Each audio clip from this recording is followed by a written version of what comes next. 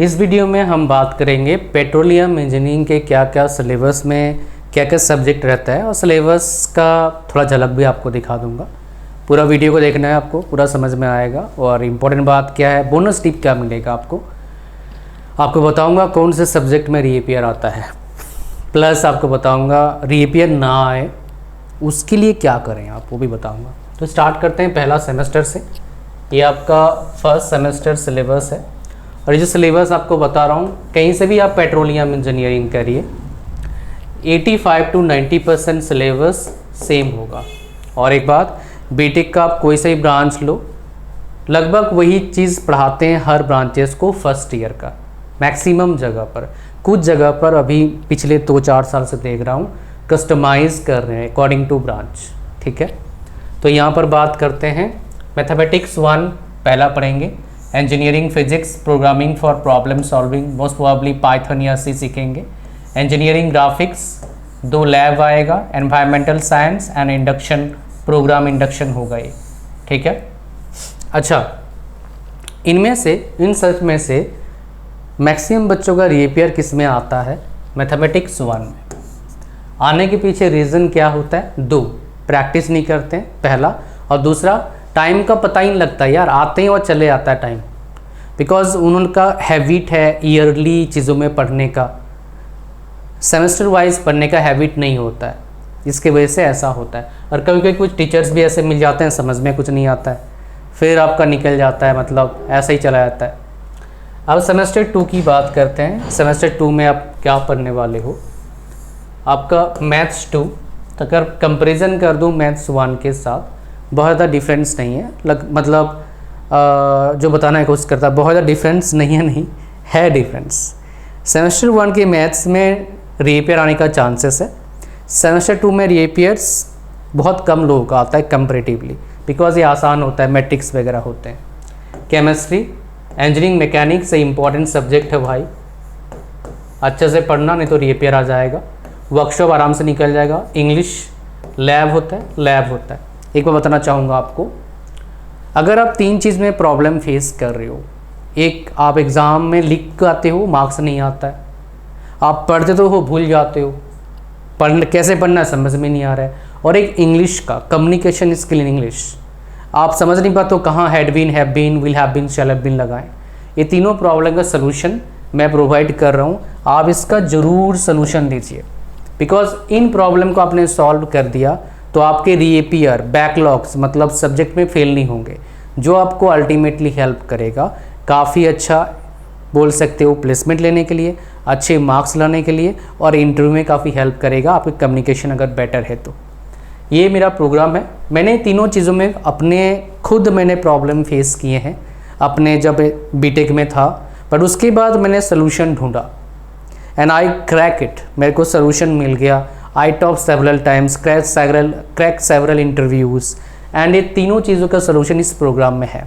इसका प्राइस है 1000 rupees, but अभी 50% ऑफ पे चल रहा है, 499 रुपीज़ आपको लगेगा, 100 रुपीज़ ऊपर से और डिस्काउंट है। लिंक कहाँ मिलेगा, इस वीडियो के डिस्क्रिप्शन में एंड फर्स्ट कमेंट में। डू नॉट मिस इट, इसको अभी क्रैप करो।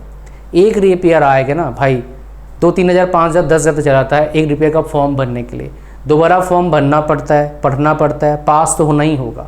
फिर प्रॉब्लम क्या आता है, बहुत सारे कंपनीज बोलते हैं अगर आपका एक भी रीअपीयर आ गया तो आपको हम अपने कंपनी के इंटरव्यू में बैठने नहीं देंगे, एलिजिबल ही नहीं करेंगे आपको।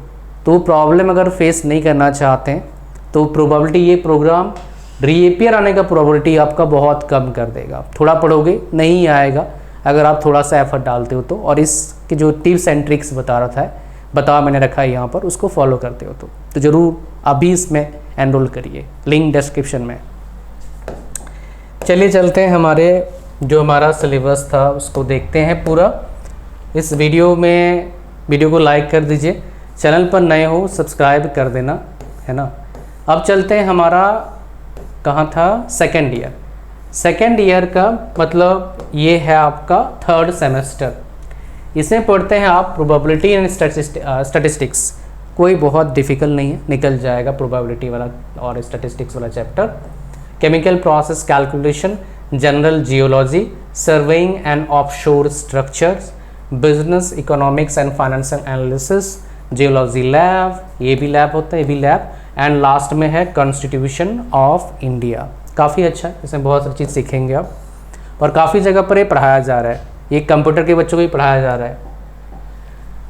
एलिमेंट्स ऑफ मैकेनिकल इंजीनियरिंग पढ़ते हैं, केमिकल इंजीनियरिंग, फ्लूइड मैकेनिक्स पढ़ेंगे, पेट्रोलियम जियोलॉजी पढ़ेंगे, पेट्रोलियम एक्सप्लोरेशन मेथड्स पढ़ेंगे, ये काफ़ी इंटरेस्टिंग सेट होने वाला है। Process heat transfer, mathematical methods for petroleum engineering, ये भाई थोड़ा सा ध्यान से पढ़ना है, न्यूमेरिकल मतलब बैकलॉग आने का चांसेस है, और 3 लैब होगा हर सेमेस्टर में, 1-2 लैब आपको मिलेंगे, 2-3 लैब मिलेगा आपको, एक तो नहीं 2-3 ही लैब मिलता है maximum time, at least second semester first से लेके 6 तक 7 तक बोल सकते हो।